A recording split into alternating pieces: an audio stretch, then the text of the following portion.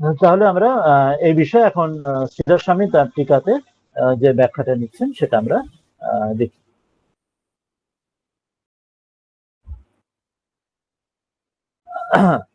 বলছেন যে কল্পক্ষয়ে, অর্থাৎ কল্প যখন শেষ হচ্ছে, অর্থাৎ প্রলয়ের সময়, প্রলয় কালে সর্বাণি ভূতানি, যে সকল ভূতগণ, সকল জীব প্রাণীগণ সকলেই মদিয়াম প্রকৃতিম ইয়ান্তি, আমার যে প্রকৃতি, সে প্রকৃতিতে যোগমায়ের দ্বারা যে সৃষ্টি হচ্ছেন তার মধ্যে লীন হয়ে যাচ্ছেন। তার যে ত্রিগুণাত্মিকা মায়া প্রকৃতি সম্বন্ধে তিনি বিস্তারে বলে দিচ্ছেন কি না, ত্রিগুণাত্মিকায়াম মায়ায়াম লিয়ান্তে, প্রকৃতি অর্থাৎ ত্রিগুণাত্মিকা সত্য রজ তমময়ী ত্রিগুণের যে মায়া তার মধ্যে লীন হয়ে যাচ্ছে, যে প্রলয়ের সময় যখন জগৎ শেষ হচ্ছে, সংহারের সময়। এরপরে আবার পুনঃ কল্পাদৌ, আবার যখন পরের প্রলয়, আবার যখন উৎপত্তি হচ্ছে, আবার যখন সৃষ্টির সময়, তখন সৃষ্টিকালে তানি, তাদের বিসৃজামি, বিসৃজামি অর্থাৎ আমি সৃজন করি, আমি তাদের বিসৃজামি মানে বিশেষ রূপে সৃজন করি, তাই বিশেষেণ সৃজামি, তাদের আমি রচনা করি, আবার তাদের তৈরি করি, কিন্তু বিশেষ রূপে করি তাদের, আবার সেই বিসৃজামি করে বলছেন। অর্থাৎ বিশেষ রূপে কেন না, তাদের যে পূর্ব কল্প অনুযায়ী তাদের যে কর্ম, সেই কর্ম অনুযায়ী তাদের আবার সেইভাবেই, তাদের কোনো হ্যাপাজার্টলি নয়, তাদের কর্ম অনুযায়ী আবার সেই রূপে তাদের আবার উৎপত্তি হয়। শ্রীরামকৃষ্ণ বলছেন সেই গৃহিণীর কাছে একটা সেই নেতা কোতার একটা সেই তার হাঁড়ি বা কিছু থাকে, তার মধ্যে এই কুমড়োর বিচি, এই বিচি নানা কিছু থাকে, যার সব মানে রাখা থাকে, যখন যেমন প্রয়োজন হয় সেখান থেকে তিনি আবার সেগুলি কাজে লাগান। তো সেই রকম এখানে হচ্ছে, এখানেও যেন পরমেশ্বরের তার যে যোগমায়া প্রকৃতি ত্রিগুণাত্মিকা মায়া, তিনি এগুলি বিশেষ রূপে আবার তার পূর্ব জীবের কর্ম অনুযায়ী পরের কল্পে আবার সেই সৃষ্টি চক্র আবার সূচনা করেন। এটি বললেন। এরপরে পরের শ্লোকে এই বিষয়টি আরো এগিয়ে নিয়ে যাবেন। বলছেন ননু অসঙ্গ নির্বিকারস্য ত্বং কথম সৃজসি ইতি অপেক্ষায়া মাহ। বলছেন একটা আমাদের মনে প্রশ্ন জাগে, ডাউট, সন্দেহ জাগে, আচ্ছা যে তুমি তো বলেছো তুমি অসঙ্গ, তুমি অনাসক্ত, তুমি নির্বিকার, তুমি তাহলে তুমি কথম সৃজসি ইতি অপেক্ষা, তুমি যদি এমন যদি নির্বিকার অনাসক্ত হও, তাহলে কি করে তুমি এইসব রচনা করো?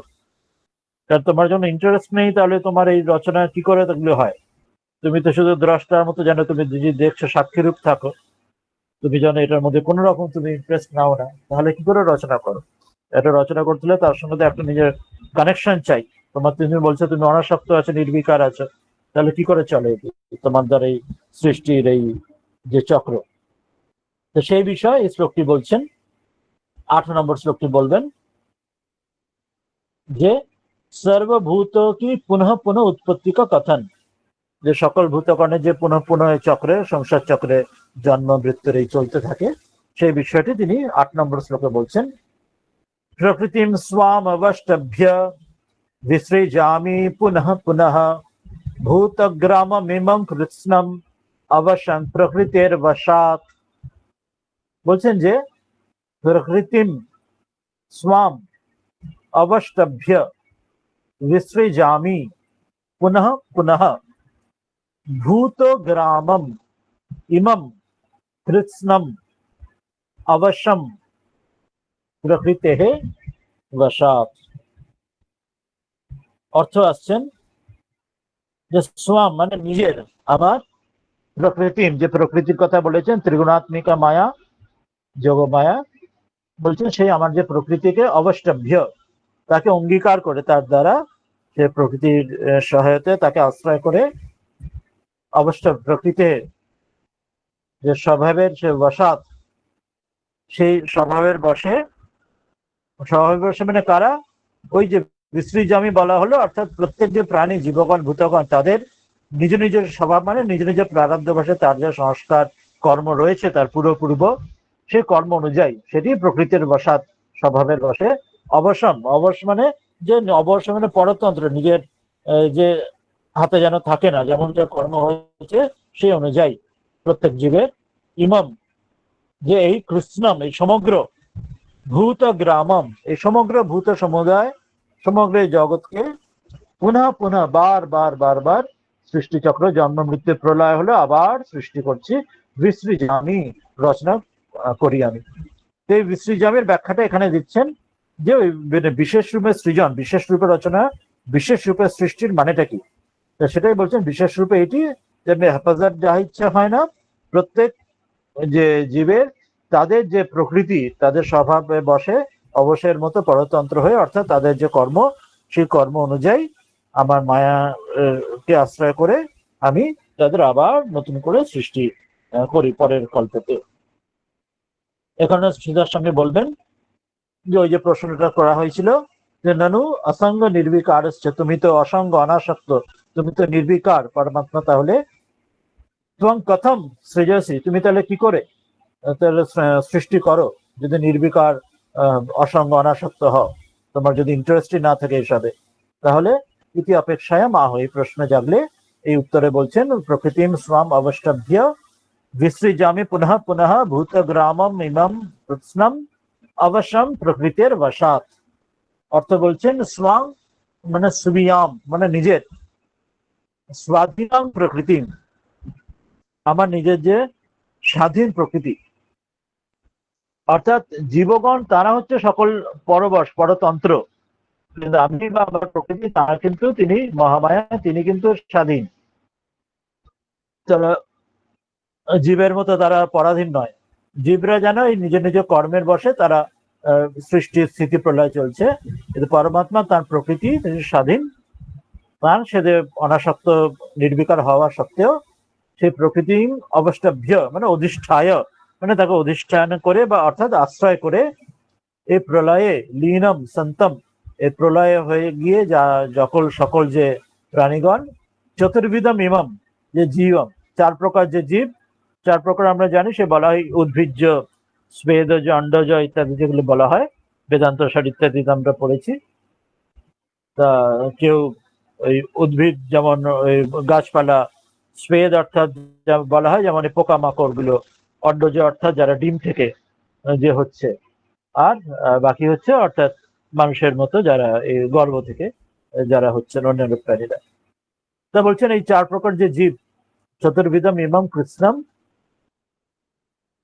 তারা সকলেই সর্বং ভূত গ্রামম, এই সকল প্রকার জীবগণই তারা কর্মাদি পরবশম, তাদের কর্মের দ্বারা, কর্মের যেমন যেমন তারা কর্ম পূর্বকল্পে করেছে, যারা কর্মের দ্বারা সেখানে নিষ্কাম কর্মের দ্বারা মুক্তি পেয়ে গেলেন, তারা তো মুক্ত হয়ে গেলেন। সে শ্রীরামকৃষ্ণ সেই বলছেন সেই জলেতে ইয়ে জাল ফেললে যারা নিত্যজীব তারা কখনো জালে ধরাই পড়ে না, আর মুমুক্ষু জীব তারা মুক্ত হতে চেষ্টা করে, যারা কয়েকজন মুক্ত হতে পারে তারা মুক্ত জীব হয়ে যায়, আর অনেকেই সেটা পারে না, তারা আবার জাল টেনে তুলে নেয়, তারা হচ্ছে বদ্ধ জীব। এই যারা হচ্ছেন মুক্ত হননি, তারা পরের কল্পেতে আবার এইভাবে নিজের কর্ম পরবশ হয়ে পুনঃ পুনঃ আবার আবার বারবার বারবার এই সৃষ্টি জন্ম মৃত্যুর চক্রে তারা বিবিধম সৃজামি, তাদের বারবার নানা প্রকারে তাদের নিজ নিজ কর্ম অনুযায়ী আমি সৃষ্টি করি। বিবিধম সৃজনে বিশেষণ সৃজামি ইতি বা, তাদের বারবার আমি তাদের তৈরি করি, তাদের সৃষ্টি করি। কথম বলছেন কিভাবে, তো সেটা বলছেন প্রকৃতির বশাৎ, তারা প্রত্যেকের প্রকৃতির বশাৎ মানে তাদের যে নিজ নিজ কর্ম, সেটাই বলছেন প্রাচীন কর্ম। প্রাচীন কর্ম মানে প্রাচীন মানে আগের, পুরাতন, অর্থাৎ আগের আগের তাদের যা কর্ম তারা করেছে সেই অনুযায়ী সুখ দুঃখ পাপ পুণ্য, সেই অনুযায়ী যেমন যাদের কর্ম অনুযায়ী যেখানে তাদের সৃষ্টি যেমন স্থানে তাদের সৃষ্টি হবার কথা, সেই অনুযায়ী তাদের সেই রকম আমি তাদের ফল দিই। প্রাচীন কর্ম নিমিত্ত তত স্বভাব বলাৎ, বলছেন সেই কর্মের নিমিত্ত সেই অনুযায়ী তাদের আমি তত স্বভাব বসাৎ, সেই রকম তাদের স্বভাবের বসে তাদের বলে তাদের আমি আবার রচনা করি, তাদের পরবর্তী কল্পকে সংহারের পরে। তো এই জন্য বলছেন যে তিনি স্বয়ং অনাসক্ত, তিনি নির্বিকার, কিন্তু জীবেদের ঈশ্বর কর্মফলদাতা, তাই জীবেদের যে কর্ম সেই অনুযায়ী তিনি তাদের আবার তেমন তেমন অধিকার বসে তাদের সেই রকম পরিস্থিতি যোগাযোগ স্থান কাল পাত্র ঘটিয়ে দেন, তিনি ভগবান করিয়ে দিচ্ছেন। এই বিষয়টা আরো এগিয়ে নিয়ে যাবেন পরের শ্লোকে, 9 নম্বর শ্লোকে। এখানে আবার একটা প্রশ্ন যেন আমাদের যাচ্ছে, যে বলছেন ননু এব নানা বিধানি কর্মাণি কুর্বতঃ তব জীববৎ বন্ধ কথম ন স্যাৎ ইতি আশঙ্ক্য আহ। বলছেন ননু, আচ্ছা, যে প্রশ্ন যাচ্ছে, এবং নানা বিধানি কর্মাণি, এরকম নানা রকম কর্ম, কুর্বতঃ, যে ভগবান তাহলে প্রত্যেক কল্পেতে এরকম কত জীবগণকে তাদের নিজ নিজ কর্ম অনুযায়ী, তার যেখানে যেখানে যে চতুর্দশ ভুবনের মধ্যে ভালো মন্দ যেমন কর্ম অনুযায়ী সেখানে তাদের যোগাযোগ ঘটিয়ে তাদের আবার সৃষ্টি করছেন, আবার স্থিতি হচ্ছে, পালন করছেন, আবার তাদের সংহার, এরপরে আবার সৃষ্টি, এইভাবে যে চলছে, এত কর্ম যে করছেন তিনি, তো এগুলি করা সত্ত্বেও পূর্বতঃ তবে জীববৎ বন্ধ, কিন্তু জীবগণ যে তারা যে কর্ম করে, প্রত্যেক জীব, মানুষ এবং অন্যান্য প্রাণীগণ, তারা যে নিজ নিজ কর্ম করছে, আমরা যেমন প্রত্যেক নিষ্কাম কর্ম না হলে সকাম কর্মের দ্বারা মানুষ, জীবগণ যেমন বদ্ধ হয়ে যায়, তিনি ভগবানের ক্ষেত্রে তিনিও যে এত কর্ম করছেন, এত জীবগণ সৃষ্টি করছেন, সৃষ্টি স্থিতি প্রলয়, এবং একবার নয় বারবার করাচ্ছেন, তাহলে তিনিও তবে জীববৎ বন্ধ কথম ন স্যাৎ,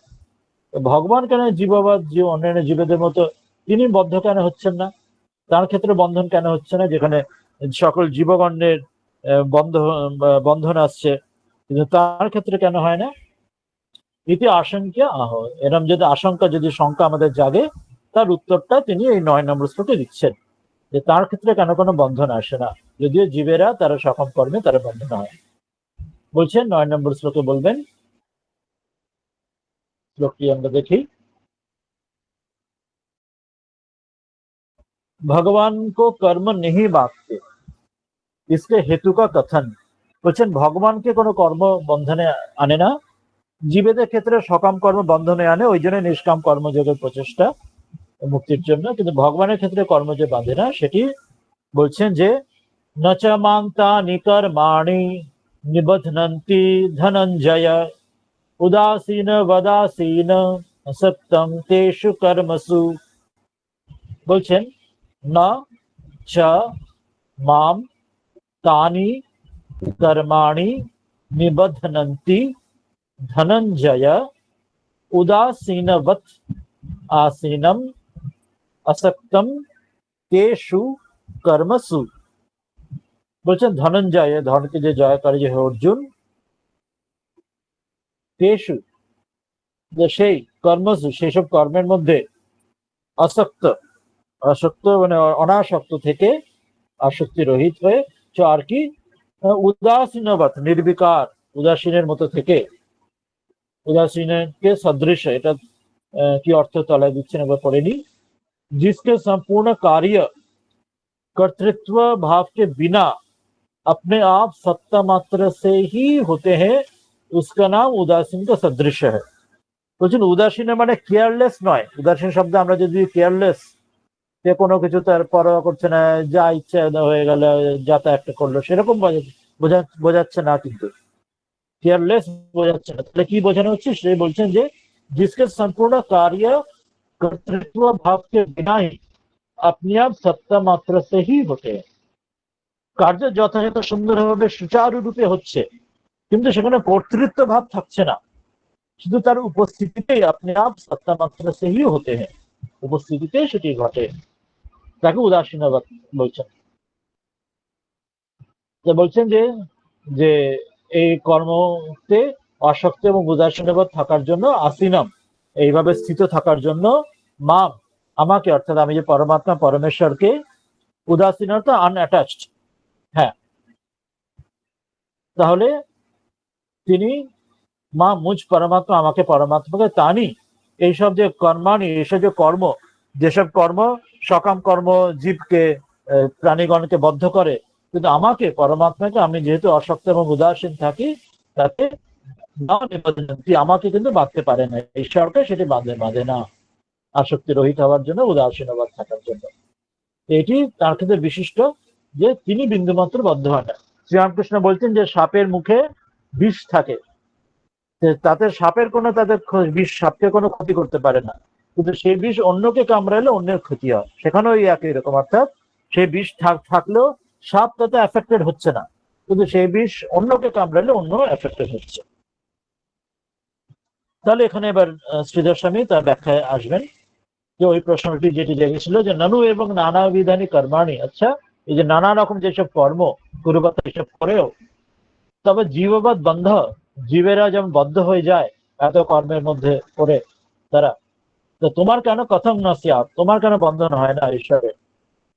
তো ইতি আশঙ্কে আহ, এই আশঙ্কা যদি জাগে, শঙ্কা জাগে, তার উত্তরে বললেন নচ মাং তানি কর্মাণি নিবধ্নন্তি ধনঞ্জয় উদাসীন উদাসীন আসক্তম তেষু কর্মসু। বলছেন যে অর্থে আসছেন ব্যাখ্যায় যে তানি, যে বললেন যে যে হে ধনঞ্জয়, এইসব কর্মের মধ্যে উদাসীন অনাসক্ত থেকে বিরাজমান আমাকে, সেই জন্য আমাকে এই কর্মগুলি বাঁধে না কখনো। তানি সৃষ্টাদিনী, এই যে সকল উত্তরে বলছেন এই যে সৃষ্টিগুলি, বিশ্বের সৃষ্টি, জগৎ সৃষ্টি, এই যে কর্মাণি, এইসব কর্মগুলি মাং না নিবর্তনন্তি, হ্যাঁ এইসব কর্মগুলি আমাকে কখনো বন্ধনে আনতে পারে না। কেন না, বলছেন কর্মাসক্তি হি কর্মে আসক্তি হি বন্ধন হেতু। বলছেন কর্ম বন্ধনের হেতু নয়, বাস্তবিক কোনো কর্ম বন্ধন আসে না, কর্মে যে আসক্তি, সে আসক্তি বন্ধনের কারণ হয়। কর্মাসক্তি হি বন্ধ হেতু, কর্ম বাই ইটসেলফ সেটি বন্ধের কারণ হয় না, বন্ধনের কারণ হয় না, কারণ কর্মেতে যে আসক্তিটি, অ্যাটাচমেন্ট সেটি বন্ধনের কারণ হয়। তা বলছেন সাচা আপ্ত কামত্বাৎ মম নাস্তি, কিন্তু আমার ক্ষেত্রে যেহেতু আমি আপ্ত কাম, আমার ক্ষেত্রে কোনো আসক্তি নেই বলে আমার ক্ষেত্রে কর্ম আমাকে বন্ধন করে না। উপনিষদে তাই বলা হচ্ছে যে ব্রহ্মকে ক্ষেত্রেও যে অকাম ভবতি আপ্ত কাম ভবতি আত্ম কাম ভবতি, অকাম সে আর কামনা করে না, আপ্ত কাম তার সকল কামনা পূর্ণ হয়ে গেছে, আত্ম কাম সে শুধু নিজেকে, অর্থাৎ নিজে মানে ব্রহ্ম ঈশ্বর, সেটি তার কামনা, এবং সেই কামনায় তার কোনো তাতে বন্ধন আসে না। যেমন ঠাকুর বলছেন যে মিছরি মিষ্টির মধ্যে নয়, মিষ্টি খেলে অম্বল হয় কিন্তু মিষ্টিতে অম্বল হয় না।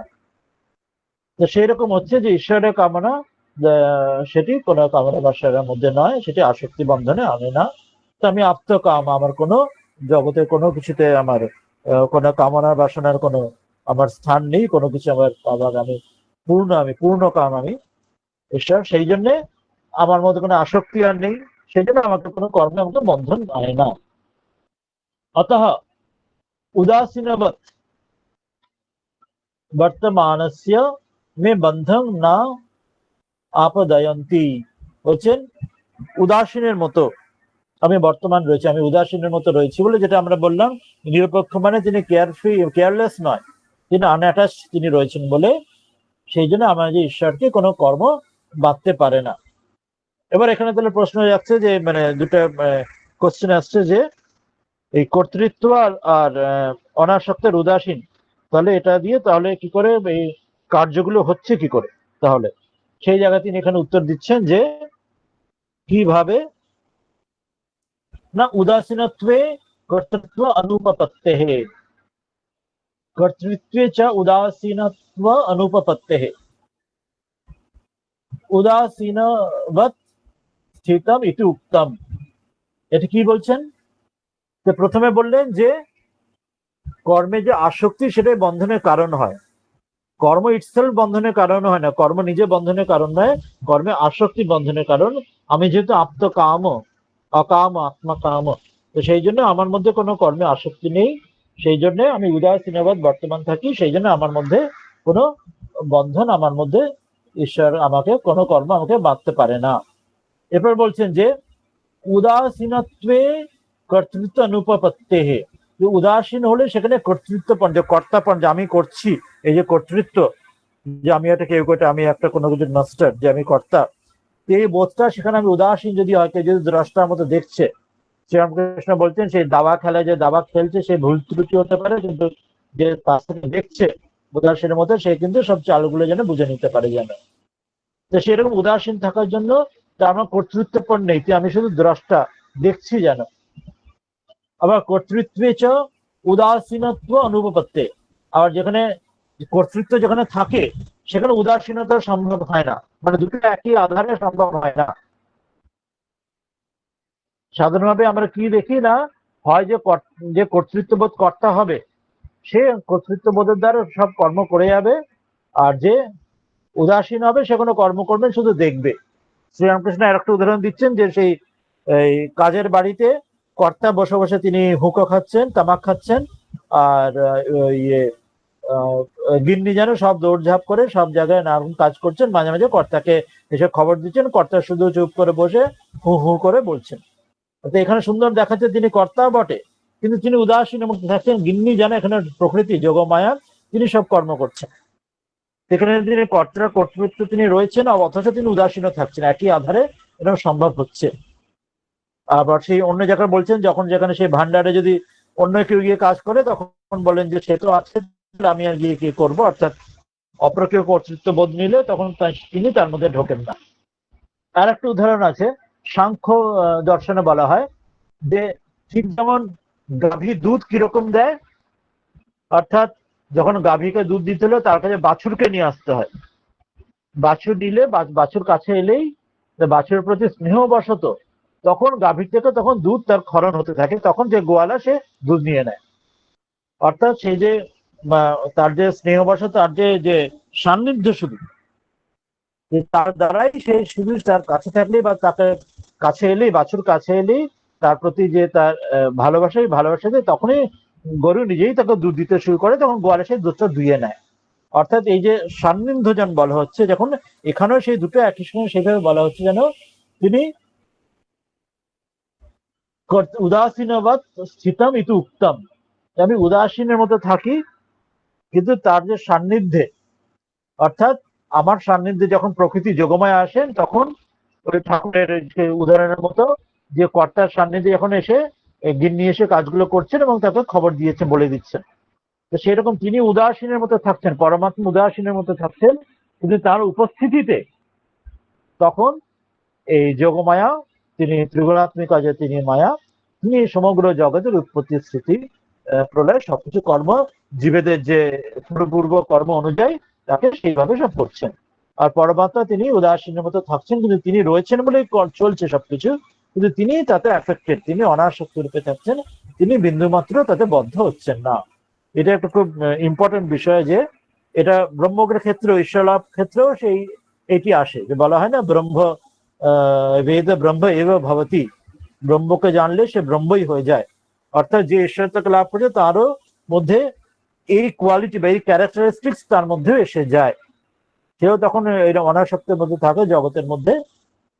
এই পদ্মপাতায় যেমন জল থাকে কিন্তু পদ্মপাতা তাতে ভিজে যায় না, বা সেই ঠাকুর বলছেন পাকাল মাছ পাকে থাকে কিন্তু তার গায়ে পাক লাগে না। অর্থাৎ সকল এই দুটো কন্ট্রাডিক্টরি বা প্যারাডক্সিক্যাল জিনিস একই আধারে হতে পারে। কর্তৃত্ব তিনি কর্তা, তিনি ঈশ্বরই কর্তা হচ্ছেন, অথচ তিনি উদাসীনের মতো থাকছেন, অথচ সকল সৃষ্টি চলছে, অথচ তিনিও বদ্ধ হচ্ছেন না। বিশেষ এটা স্পেশাল বিষয়টি, যে তার দ্বারা এই যোগমায়া তিনি স্বাধীনরূপে সৃষ্টি করছেন জীবের কর্মের অনুযায়ী। এটি বললেন। এরপরে তদ এব উপপাদয়তি, এই বিষয়টি তিনি শেষ করছেন পরের শ্লোকটিতে বলে। পরের শ্লোকটি হচ্ছে 10 নম্বর শ্লোকে আমরা আসবো। যে বিষয়টি এই কয়েকটা শ্লোকে বললেন, সেই শ্লোকটি তিনি অন্ত করছেন, যে ভগবানকে সকাশ মে প্রকৃতি দ্বারা চরাচর জগৎ কি উৎপত্তি। ওই বলছেন সেই ভগবান যখন থাকলে তখন প্রকৃতি চরাচর জগৎকে সৃষ্টি করছে। যেমন বলা হলো সেই বাছুর এলে সেই তখন গরু যেন দুধ দেয় তার উপস্থিতির মাত্রতেই। তো সে এটি সাংখ্য দর্শনের উদাহরণটি নেওয়া হচ্ছে। তো সেখানেও বলছেন যে মায়াধ্যক্ষেণ প্রকৃতি স্তূয়তে সচরাচরম হেতুনানেন কৌন্তেয় জগৎ বিপরিবর্ততে। বলছেন মায়া অধ্যক্ষেণ প্রকৃতি স্তূয়তে সচরাচরম হেতুনা अनेन कौन्तेय जगत विपरिवर्तते। বলছেন কৌন্তেয়, হে কুন্তিপুত্র অর্জুন, মায়া আমার দ্বারা, আমার কিসের না, অধ্যক্ষেণ, আমার অধিষ্ঠাতাকে সকাশ, অর্থাৎ আমি যে রয়েছি সেই আমার তত্ত্বাবধানে বা আমার উপস্থিতিতেই, ওই যেটা আমরা ওই বাছুর আর গাভীর উদাহরণ দিলাম, বা সেই কর্তা ওই কাজের বাড়িতে তিনি বসে চুপ রয়েছেন, শুধু তামাক টানছেন, আর গিন্নি সবকিছু দৌড়ঝাঁপ করে কাজ করছেন, তার উপস্থিতিতেই সব কাজ হয়ে যাচ্ছে, তিনি শুধু হু হু করে বলছেন, এর কিন্তু তিনি জড়াচ্ছেন না সবকিছুর মধ্যে, বলছেন যে ওই ভান্ডার ঘরে কেউ তো আছে, তো আমি আর কেন যাবো, সেই করছে এইরকম। তা বলছেন তা আমার অধ্যক্ষ আমার উপস্থিতিতেই, আমার তত্ত্বাবধানে বা আমার অধিষ্ঠান রূপে আমি থাকাতেই প্রকৃতি, আমার যে প্রকৃতি স্বীয় স্বাধীনা যে ত্রিগুণাত্মিকা মায়া যোগ মায়া আমার প্রকৃতি, তিনি সচরাচরম, এই চর এবং অচর, চর যা চলছে এবং অচর যা চলছে না, এই একটা সমগ্র জগৎকে সুইয়াতে রচনা করছে। আর অনেন হেতু না, এবং এই কারণে, এই হেতুর কারণে, এই কারণে জগৎ, এই যে সংসার চক্র, এই জগৎ বিপরিবর্ততে, এই জগৎ যেন ঘুমছে বা যেন বারবার এই জন্ম মৃত্যু সৃষ্টি স্থিতি প্রলয় বারবার বারবার একের পর এক হয়ে যাচ্ছে, যে আমার উপস্থিতিতেই প্রকৃতি সব কিছু চরাচর জগৎ রচনা করছেন, স্থিতি পালন করছেন, আবার তাকে সংহার করছেন, তারপর আবার স্থিতি করছেন, কল্পের পর কল্প এই চলছে, আমার উপস্থিতিতেই চলছে, আমাকে তাতে নিজেকে কোনো এফোর্ট দিতে হচ্ছে না, আমি শুধু থাকলেই হয়, সেই রকম। তো বলছেন এই বিষয়টি এখানে উপসংহার করলেন, তা এটা শ্রীধর স্বামী এখানে বলবেন, যেটাই ওই যে অনাসক্তর বিষয় বলছেন, তিনি অনাসক্ত থেকেও এই একটা অদ্ভুত এই বিষয়টি জীবের কর্মবশে এমন চলে যাচ্ছে, চলেই চলেছে অনন্ত কাল থেকে। তদেব উপপাদয়তি, এই বিষয়টা উপাদান করছেন, ময়াধ্যক্ষেণ প্রকৃতি সুয়তে সচরাচরম হেতুনা আনেন কৌন্তেয় জগৎ বিপরিবর্ততে। আমার অধ্যক্ষণে, আমার অধ্যক্ষতায়, অর্থাৎ আমার অধিষ্ঠাতৃত্বে, আমার উপস্থিতিতে প্রকৃতি এই সমগ্র চরাচর অচর জগৎকে উৎপন্ন করছেন, এবং এই হেতুর দ্বারা এই কারণে হে কুন্তী পুত্র, এই জগৎ বারবার এই চক্রের সংসার চক্র চলছে। তো মায়া অধ্যক্ষেণ, অধিষ্ঠাত্রা, অর্থাৎ আমার তত্ত্বাবধানে বা আমার অধিষ্ঠাত্রী রূপে, আমার অধিষ্ঠাতার আমার কারণে, নিমিত্ত ভূতেন প্রকৃতি, আমার এই কারণেই, সেই নিমিত্ত কারণ রূপে এই প্রকৃতি, আমরা জানি যে উৎপন্নের ক্ষেত্রে, জগতের ক্ষেত্রে নিমিত্ত কারণ ঈশ্বর, আবার উপাদান কারণ ঈশ্বর। সেই ওই মাকড়সা যখন তার জাল তৈরি করছে, মাকড়সা হলো নিমিত্ত কারণ, সেখান থেকেই তার সেই কারণ রূপে তিনি কার্য জাল তৈরি করছেন, আবার না মাকড়সা উপাদান কারণও বটে, কারণ মাকড়সার মধ্যে থেকেই সেই রসটা বেরিয়ে জাল তৈরি করছে। সেই জন্য ঈশ্বর এই জগতের নিমিত্ত কারণও বটে, তিনি নিমিত্ত করে জগৎ তৈরি করছেন, আর উপাদানও ঈশ্বরই এই জগৎ, জীব জগৎ হয়েছেন।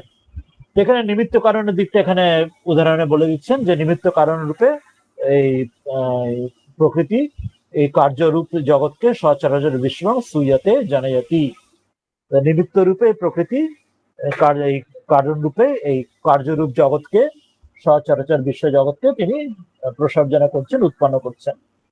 অনেন মদ অধিষ্ঠানেন, বলছেন যে আমার এই অধিষ্ঠানের কারণে, আমার উপস্থিতি, আমার এই আশ্রয়ের কারণে, হেতু না, এটাই হচ্ছে হেতু, এটাই হচ্ছে কারণ, যে আমার উপস্থিতির কারণ, সেই বললাম যেটি ওই গাভীর, ওই বাছুরের উপস্থিতির জন্য গাভী যেমন দুধ দিচ্ছে, তো সেই রকম হেতু না ইদম জগৎ বিপরিবর্ততে, আমার উপস্থিতির জন্যই থাকলেই তাতে এই জগৎ, যদি আমাকে কিছু করতেই হচ্ছে না, ওই যেমন গিন্নি সব কাজ করছেন, শুধু কর্তা উপস্থিত থাকলেই হলো, তা ইদম এই জগৎ বিপরিবর্ততে, এই সমগ্র জগৎ পুনর্জায়তে, সৃষ্টি স্থিতি প্রলয় বারবার বারবার সংসার চক্র চলছে।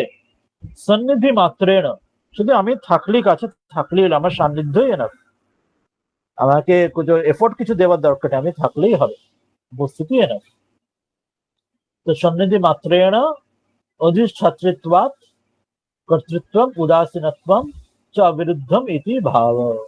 বা আমরা গভর্নমেন্টের ক্ষেত্রে যেমন দেখি, অনেক দেশের গভর্নমেন্টে, যেমন আমাদের দেশের প্রেসিডেন্টের উপস্থিতিতে সমগ্র গভর্নমেন্ট চলছে, প্রেসিডেন্ট নামে, কিন্তু প্রেসিডেন্ট ডাইরেক্ট কিছু করছেন না, কাজ কারা করছে না, প্রাইম মিনিস্টার, অন্যান্য মিনিস্টাররা কাজ করছে, কিন্তু যখন দেশের গভর্নমেন্টের নাম সে প্রেসিডেন্টের নামে চলছে, কিন্তু প্রেসিডেন্ট শুধু উপস্থিত থাকছেন, তার সান্নিধ্য থাকছে, কিন্তু তাকে কিছু এফোর্ট কিছু দিতে হচ্ছে না, থাকলেই হলো, কাজ যারা করছেন তার মিনিস্টার, প্রাইম মিনিস্টার করছে।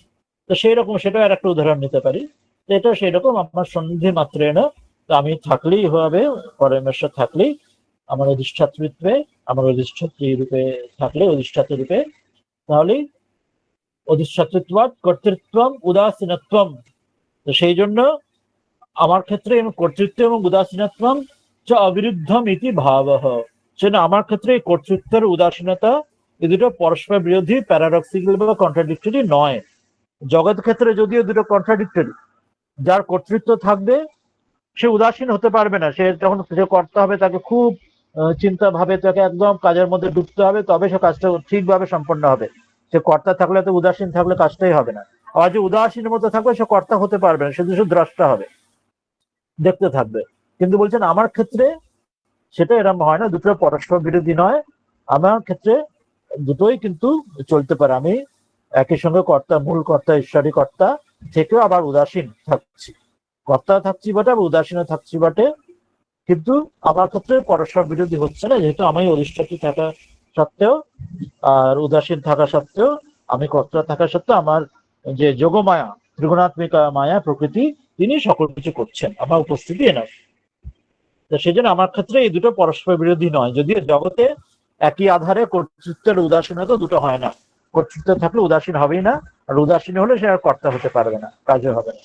কিন্তু আমার ক্ষেত্রে, পরমেশ্বর ঈশ্বরের ক্ষেত্রে একই আধারে দুটোই চলে, দুটো প্যারাডক্সিক্যাল পাশাপাশি চলে, কন্ট্রাডিক্টরি হয় না। তাহলে এটি আমার বিশেষ, সেটাই তিনি আগে বলেছিলেন না, তিনি এটাই আমার মায়া, দেখো আমার এই, আমরা আগের দিন পড়েছিলাম যে আমার এই পশ্চিমে যোগম ঐশ্বরম 5 নম্বর শ্লোকে, এর আগের দিন পড়েছিলাম যে আমার এই ঐশ্বরীয় যে যোগ, এই ঐশ্বরীয় যোগের অঘটন ঘটনা পটিয়েছে মায়া, যে চাতুর্য দেখো, এটাই হচ্ছে সেই বলছেন যে একই আধারে দুটো পরস্পর বিরোধী ভাব যেন রয়েছে, কর্তৃত্ব আর উদাসীনত্ব, কিন্তু কোনো অসুবিধা হচ্ছে না, জগৎ সুচারুরূপে চলছে। প্রত্যেক জীবের তার যে কর্ম অনুযায়ী জগৎকে চালিয়ে নিয়ে যাচ্ছে। এই বলে এই বিষয়টি তিনি শেষ করছেন 10 নম্বর শ্লোকে। আমরা এর পরের শ্লোক দু একটা এগিয়ে নিয়ে যেতে পারি, 15 মিনিট একটুখানি আছে, অথবা যদি কারোর কিছু কোনো প্রশ্ন আলোচনা থাকে তাহলে প্রশ্ন আলোচনাতেও চলে আসতে পারি আজকের না এগিয়ে গিয়ে। কেউ যদি কোনো আলোচনা করতে চান আলোচনা করবেন, না হলে আমরা পরের শ্লোকে যাবো। মহারাজ, বলুন। মহারাজ, আমি বলছিলাম যে ওই যে যখন ভগবান শ্রীকৃষ্ণ বলছেন যে আমি যখন কল্পে সব শেষ করে আবার যার যার প্রকৃতি অনুযায়ী আমি তার জন্ম দিই, তো এবার আমরা আমাদের এটাও বলছেন যে তোমার কিছুই নয়, মানে আমাদের মন বুদ্ধি সবকিছুই তারই দেওয়া, তারই জিনিস। তাহলে আমরা এই যে কর্ম বা যেটার জন্য আবার আমাদের জন্ম নিতে হচ্ছে, আবার কল্পারম্ভে আবার আমাদের কর্ম অনুযায়ী জন্ম হচ্ছে, এইটা কেন হচ্ছে? মানে আমাদের যখন কিছুই নয়, তাহলে আমরা যখন মনটাও আমার আমার নয়, বুদ্ধিটা আমার নয়, সবকিছুই দেহ বুদ্ধি মন সবকিছু মনটা দিয়েই আমরা সব করছি, তাহলে মনটাই যদি আমার না হয়, তাহলে কি করে আমরা কর্ম, মানে যেটা ভগবান শ্রীকৃষ্ণ বলছে যে তোমার কর্ম অনুযায়ী তুমি আবার তোমাকে আমি জন্ম সেইভাবে, নিচ্ছে। হ্যাঁ, সেটা কি হ্যাঁ, করে হচ্ছে? হ্যাঁ। এই যে শ্রীরামকৃষ্ণ যে উদাহরণ দিচ্ছেন, জলের উপর লাঠি পড়ে আছে, লাঠিটা মনে হচ্ছে জলটা দুভাগ দেখাচ্ছে, বাস্তবিক দুভাগ হয়নি, জলটা একটাই, একই জল আছে, কিন্তু লাঠিটার জন্য মনে হচ্ছে যে এদিকটা ওটা আলাদা, যেন মনে হচ্ছে as it is, as it was. Puja তো এরকম করা হয়, পুজোর মধ্যে সেই জলের মধ্যে ওই ইয়ে দিয়ে সেটাকে যেন জলের এই অংশ আলাদা মনে হয়, বাস্তবিক একই থাকে। তো এখানে 8 নম্বর শ্লোকে সেটি বললেন যে প্রকৃতিম স্বাম অবস্থাভ্য বিসৃজামি পুনঃ পুনঃ ভূত বিরাম বিরম কৃষ্ণম অবশ্যম প্রকৃতির বসাত। বলছেন আমার নিজের প্রকৃতিকে আশ্রয় করে এই মায়ার প্রভাবে এই অবশ যারা ভাইজানা রয়েছে, এরা কর্মের দ্বারা নিজ নিজ কর্মের বসে সে প্রকৃতিকে আমি বারবার বারবার তাদের সৃজন করি। এখন এটা সত্যি যে ঈশ্বরই সবকিছু হয়েছেন, ঈশ্বরই জীব জগৎ হয়েছে, আমার নিজেই কিছু নেই। গানে তো আছে আমার, আমি নই গো, আমি আমার কিছু নেই এর সংসারে, ওদের রামপ্রসাদের গানে আছে, আমার আমি নেই গো, আমি কোথাও কি আমার কিছু নেই সংসারে, এরকম কোনো ভালো কথা আছে। ভাব এটাই হচ্ছে যে ঈশ্বরই রয়েছেন যে আমি বলে কিছু নেই। ঠাকুর বলছেন যে আমি খুঁজতে গেলে কিছু পাওয়া যায় না, আমি বলে ঘুষে জঞ্জাল। যখন তুমি ওই ওই পেঁয়াজের খোসা ছাড়াবে, এক একটা ছাড়াতে ছাড়াতে শেষে ভেতরে কিছুই পাওয়া যায় না। সেটা যখন আমিকে যদি জিজ্ঞেস করি, আমরা যখনই বলি যে আমিকে, যে প্রত্যেক বলি আমি এই mister ABC, mister X Y Z, নিজের পরিচয় দিই। তো আমরা এটা নিয়ে ভাবি যে আমি, কিন্তু খুব তলিয়ে বিচার করে ভাবলে যে আমার মধ্যে কোনটিকে আমি, মানে আমি একটা রূপকে সেই নাম দিচ্ছি, তাকে নাম দিয়ে এবিসি এক্স ওয়াই জেড নাম দিচ্ছি, তার মধ্যে কোনটি আমি? আমার এই জামা কাপড়টা আমি, কি আমার স্কিন চামড়াটা আমি, কি আমার এই নাক চুল ইত্যাদি সেটা আমি, বা আমার এই হার্ট বা লাংস বা আমি কোনটা আমি?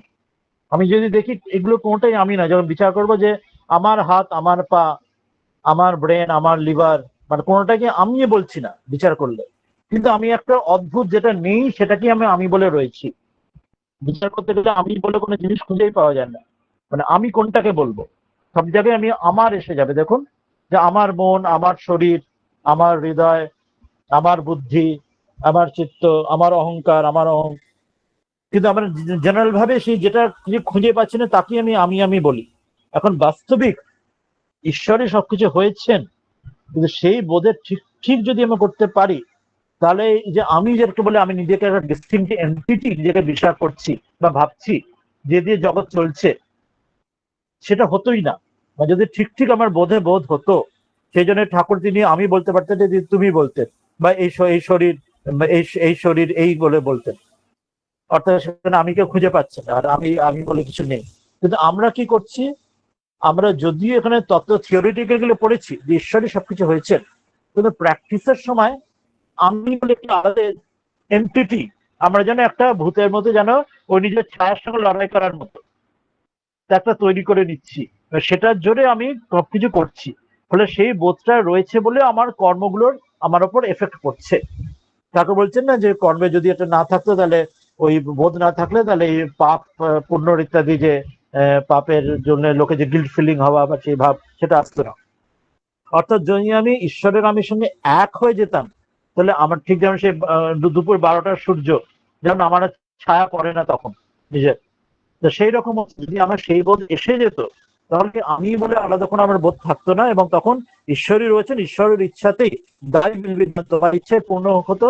তখন আমার যে কর্মের কোনো আমার উপর কোনো প্রভাব পড়তো না, তখন হতো সেই রামের ইচ্ছা, রামের ইচ্ছাতেই সবকিছু ঘটছে, হতে রামের ইচ্ছা যে কাহিনী আছে, তখন সেই কর্মগুলো আমার ক্ষেত্রে আর কোনো এফেক্ট করতো না।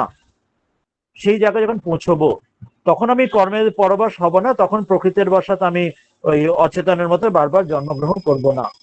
কিন্তু যতক্ষণ আমি একটা ডিস্টিংক্ট আলাদা এন্টিটি নিজেকে ভাবছি, ঈশ্বর থেকে আলাদা ভাবছি, বাস্তবিক যদিও ঈশ্বরই আছেন, আমি বলে কিছু নেই, এটা তো থিওরিটিক্যাল হলো, কিন্তু বোধে বোধ যতক্ষণ না হচ্ছে আমার, যতক্ষণ আমি বোধ করছি সেটাকে, ততক্ষণ আমার ক্ষেত্রে আমি একটা নিজেকে আলাদা এন্টিটি তৈরি করে ফেলছি, mister ABC, mister X Y Z বলে আলাদা একটা তৈরি করছি।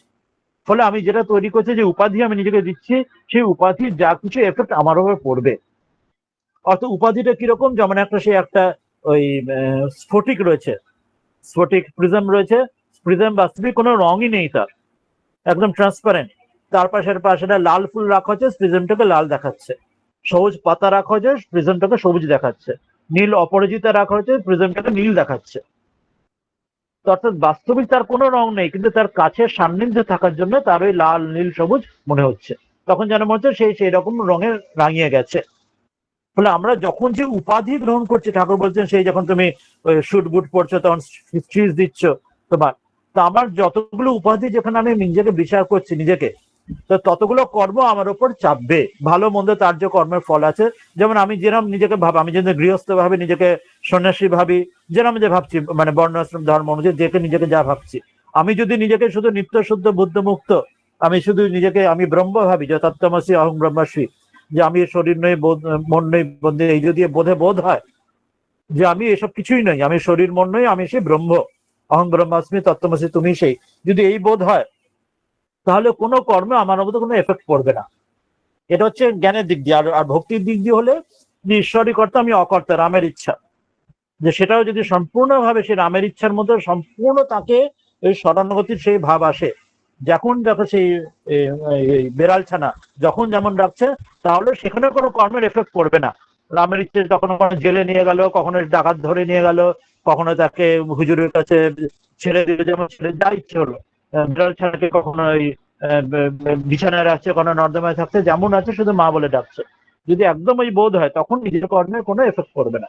কিন্তু সেটা বাদ দিয়ে আমার যা কিছু আমি নিজের আইডেন্টিটি, যাকে উপাধি আমি ভাবছি, আশ্রম ধর্মে বললাম যে গৃহস্থ সন্ন্যাস হোক, বর্ণ ধর্মে ব্রাহ্মণ ক্ষত্রিয় হোক, অথবা নিজেকে পুরুষ বা স্ত্রী হোক, নিজেকে বাঙালি বা বাঙালি হোক, নিজেকে ইংরেজ বা ভারতীয় হোক, নিজেকে হিন্দু বা মুসলিম হোক, প্রত্যেকে যার মানে হোয়াট এভার যত আইডেন্টিটি, নিজে ডাক্তার হোক, ইঞ্জিনিয়ার হোক, গৃহবধূ হোক, বিজনেসম্যান হোক, যতগুলো আইডেন্টিটি নিজের আমি তৈরি করব, প্রত্যেক আইডেন্টিটির একটা উপাধি নিজের সেই কর্মের ফল নিজের উপর আসবে। তার যে ভালো ভালো কর্ম বা ভালো যা যা ভালো বা মন্দ যা কর্মের যা ফল আছে, সেটা ইন্ডিভিজুয়াল কর্মরও আসবে। আবার যদি কালেকটিভ আমি উপাধি তৈরি করি, মানে কালেকটিভ মানে আমি মানে একটা আমি বিলং টু আ কমিউনিটি, যেরকম কমিউনিটি হোক না কেন, প্রত্যেক জাতি, রেস, বললাম তো সেক্স, ন্যাশনাল, রিলিজিয়ন, যা কিছু কমিউনিটির সেটা উপাধি তৈরি করব, সে কমিউনিটির যা ভালো মন্দ যা কর্ম, সেটারও ফল আমার উপরে আসবে। যেখানে আমি আইডেন্টিফাই করব যে কোনো উপাধির সঙ্গে ওই স্ফটিকের উপর লাল নীল কালো, সেটার ফল আমার উপরে আসবে, সেই কর্ম অনুযায়ী আমাকে আমার উপর পড়বে। আর যেখানে আমি আইদার জ্ঞানের দিক দিয়ে ভাববো আমি এসব কিছুই নেই, আমি একমাত্র ব্রহ্ম, নিত্য সিদ্ধ বুদ্ধমুক্ত আত্মা, তাহলে আমাকে আমি সম্পূর্ণ আমার এই কর্মে থেকে পেরিয়ে গিয়ে আমি মোক্ষ, এই জীবন মুক্ত থাকবো। আর ভক্তির দিক দিয়ে হলে আমি যদি নিজেকে সেই ইষ্টের তার ইচ্ছাতেই চলছে এই দৃষ্টিতে ভাবি, বিড়াল ছানার ভাবে, তাহলে আমি কর্ম থেকে পার হয়ে আমি এই জন্মেই মুক্ত থাকবো। এই দুটোই ওয়ে হচ্ছে জ্ঞান বা ভক্তি। এছাড়া যত উপাধি আমার আছে, যত আইডেন্টিটি আমাদের প্রত্যেকের আছে, সেটা আমাদের উপরে কর্মের এফেক্ট করবে।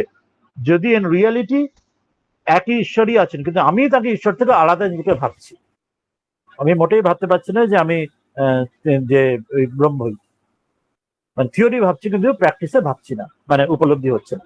সেই কারণে আমি কর্মের মধ্যে আমি পড়ে যাচ্ছি, এটি কারণ।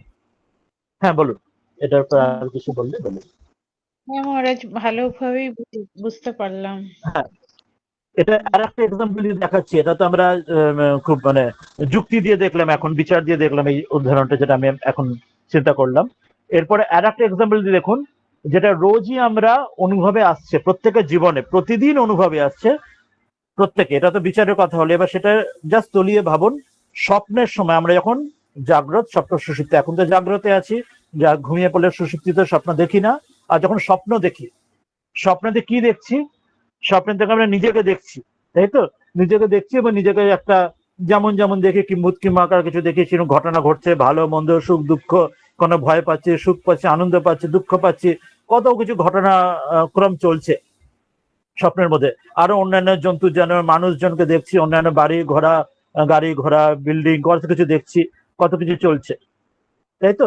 স্বপ্নের মধ্যে আমি নিজেকেও দেখছি, আর অন্যান্য জীব জন্তু, বাড়িঘর, চর অচর জগৎ দেখছি।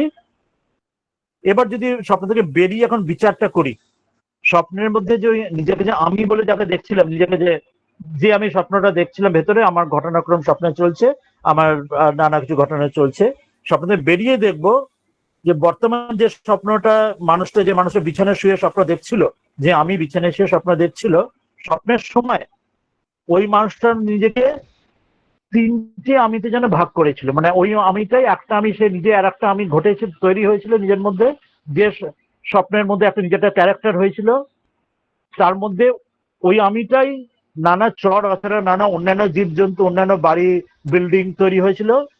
আবার ওই আমিটা আবার সেটা দেখছিল বটে, তাই না? মানে একই আমি যেন তিনটে ওয়েতে অভিনয় করছে। মানে যে লোকটা শুয়ে আছে, বিছানায় শুয়ে স্বপ্ন দেখছে, এই একটাই সিঙ্গেল আমি, স্বপ্নের মধ্যে ওই সিঙ্গেল আমিটাই যেন তিন ভাগে ভাগ হয়ে গেছে। মানে সে তখন নিজে একটা ডিস্টিংক্ট আমি হয়ে স্বপ্নের মধ্যে ক্যারেক্টার হয়ে গেছে। অন্যান্য যেসব স্বপ্নের মধ্যে অন্যান্য ক্যারেক্টার, অন্যান্য মানুষ, অন্যান্য জীবজন্তু, অন্যান্য বাড়ি ঘর বিল্ডিং, সেটাও এই আমিটাই তো হচ্ছে। স্বপ্নে তো বাস্তবিক কোনো ইট পাথ জন্তু জানোয়ার সত্যি সত্যি আসেনি, এই আমিটাই তখন ওই সবগুলো ঘটেছে, তৈরি হয়েছে। এই আমিটাই তখন ভাগ হয়ে নিজে একটা আমি হয়েছে। এই আমিটাই ওখানে আবার অন্যান্য জগৎ রূপে চর অচর জগৎ হয়েছে। আবার স্বপ্নটা দেখছে কে? এই আমিটাই দেখছে। অর্থাৎ ব্রহ্মজন, এবার এটার সঙ্গে কম্পেয়ার করবে, ব্রহ্মজন রয়েছেন, ব্রহ্মজন ঈশ্বর হচ্ছেন, তিনি ঈশ্বরের জীব জগৎ হচ্ছেন। দুটো প্যারালাল দেখলে কি দেখবো? ব্রহ্ম মানে যিনি এই এটার সঙ্গে প্যারালাল দেখলে যিনি স্বপ্নেতে শুয়ে আছেন, তিনি ঈশ্বর রূপে তিনি এই জগৎ সৃষ্টি করছেন, মানে তিনি স্বপ্নটা রচনা করছেন। তার মধ্যে তিনি জীব রূপে রয়েছেন, তিনি জগৎ রূপেও রয়েছেন। তেমনি ওই স্বপ্নের মধ্যে আমি স্বপ্নটা রচনা করছি, স্বপ্ন দেখছি, আবার স্বপ্নের মধ্যে আমি একটা ক্যারেক্টার রইলাম নিজেই, আবার আমি আবার অন্য ক্যারেক্টার গুলো আমি হলাম ওই জগৎ রূপে, অন্যান্য চর এবং অচর, অন্যান্য জীবজন্তু, অন্য বাড়িঘর, সেটাও আমি হলাম। কিন্তু বাস্তবিক সব জায়গার মধ্যে কোথাও কোথাও কিছু হয়নি, পুরোটাই যেমন বিছানা আমি শুয়ে আছি, তেমনি ব্রহ্ম তিনিই রয়েছেন নির্বিকার, তিনি করতে তিনি স্বয়ং অনুদাসীন রয়েছেন, বাকিটা পুরোটাই তার মায়াতে এই সকল লীলা চলছে। তো যখন আমি ওইটার সঙ্গে কানেক্ট করবো, নিজে আইডেন্টিফাই করে ব্রহ্মের সঙ্গে, তখন এই স্বপ্নের যা কিছু ঘটনা, স্বপ্নে ভালো মন্দ যা চলছে, আমি ভয় পাবো না বা সুখ পাবো না, কিছু হবে না। কিন্তু আমরা সেটা ভয় পাই, আনন্দ পাই, স্বপ্ন থেকে ঘুম ভাঙলে তখনও বুক ধরফর করে ইত্যাদি, ওটাকে সত্য ভেবে নি। তো সেই জন্য এখন আমরা এই যে আইডেন্টিটি জাগ্রত, ঠিক একইভাবে আমি যে এই মুহূর্তে আমার যে identity mister ABC, mister XYZ, এই আইডেন্টিটিটাও সেই রকমই একটা স্বপ্নেরই আইডেন্টিটি। এবার সেটা যখন বাস্তবিক অনুভবে হবে, মানে ঠিক ঠিক উপলব্ধি হবে, এখন তো শুধু থিওরিটিক্যাল বলছি আমরা, যখন বাস্তবিক অনুভব হবে, যখন যেমন স্বপ্নতে থেকে আমরা স্বপ্নকে মিথ্যা বুঝি না, জাগ্রত এলে স্বপ্ন মিথ্যা বুঝি, সেরকম জাগ্রত থেকে জাগ্রতকে মিথ্যা বুঝছি না, যদিও থিওরিটিক্যালি পড়ছি। জাগ্রতের পারে যখন সমাধিতে সেটি উপলব্ধি হবে, ঈশ্বর উপলব্ধি হবে, তখন একে মিথ্যে বুঝবো, তখন এটার পারে আমি চলে যাব। তখন এই এই কর্মগুলো, জগতের কর্ম আমাকে আর বাঁধতে পারবে না। ওই দুটো উপায় বললাম, জ্ঞানের পথ বা ভক্তির পথ। তো এটা হচ্ছে স্বপ্নের এক্সাম্পল দিয়ে প্রতিদিন যদি আমি বিচার করে দেখি, এখনো তাই, সেটাই আমার জীবনে তাই ঘটছে। এই বিষয়টা খুব সুন্দরভাবে বিস্তারে যোগ বশিষ্ঠ রামায়ণে খুব বিস্তারে বশিষ্ঠদেব এবং শ্রীরামচন্দ্র এটার মধ্যে নানাভাবে আঙ্গিক থেকে এটি ব্যাখ্যা বিস্তারে বলা আছে। যাই হোক, এটি আর একটি ভাবে বিচার করা, ওয়ান্ডারফুল একটি বিচার। হ্যাঁ, বলুন।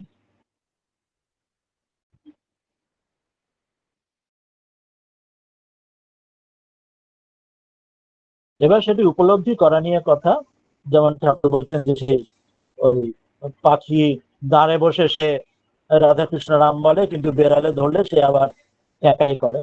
তো আমাদের প্রারব্ধ এই অনুযায়ী যখন সেটি তৈরি হবে, ঠাকুর বলছেন যে সেই যে বদ্ধ ভাবে সে বদ্ধ থাকে, যে মুক্ত ভাবে সে মুক্তই হয়ে যায়।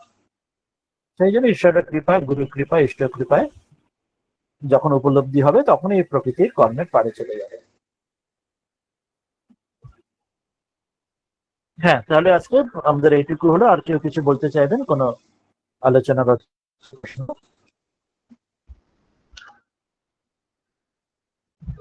7 থেকে 10 আমরা 4টে শ্লোক করেছি। তাহলে আর কোনো প্রশ্ন নেই, আমরা এটা দিয়ে শেষ করি আজকে। ঠিক আছে। ও मूकं करोति वाचालं पङ्गुं लङ्घयते गिरिं यत्कृपातमहं वन्दे परमानन्दमाधवम्।